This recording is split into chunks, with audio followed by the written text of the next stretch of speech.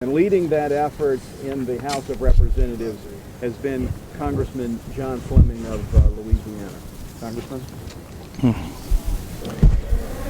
Thank you, Tony, and thank you for being with us today. First, I want to read to you the First Amendment to the Constitution of the United States. That is why we're here. Congress shall make no law respecting an establishment of religion, or prohibiting the free exercise thereof, or abridging the freedom of speech, or of the press, or of the right of the people peaceably to assemble and to petition the government for a redress of grievances. Now, you've heard this whole idea about separation of church and state. That does not appear in the Declaration of Independence. It does not appear in the Constitution. It came from a letter by Thomas Jefferson in response to complaints by the Danbury Baptist Church. And they were saying, we're tired of government impinging upon our rights. He responded by saying, we should build a wall keeping the state out of the church.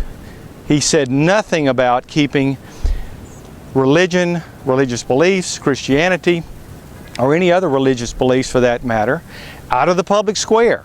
He said nothing about that. So now, all of a sudden, we find ourselves with this broad front from the Obama administration that has been taking away the religious freedoms, religious liberty of people in all corners. Even in my own town of Bossier City, in my district, we have an issue going on right now where the Department of Justice is removing funding for grants for the Young Marines program simply because they have God in their pledge. But worse than that is what's happening in the military today. And you're going to see by the information we provide to you, where there's a long list of things that have been happening in very recent years, that for those who do the most for us, uniformed members who put their lives on the lines and have done that for over 237 years, those who have fought for our religious liberties the most are the ones today that are having those very liberties taken from them. And so I put in an amendment to the 2014 National Defense Authorization Act that simply expands in law and statute to be in compliance with the Constitution itself. So what did we do?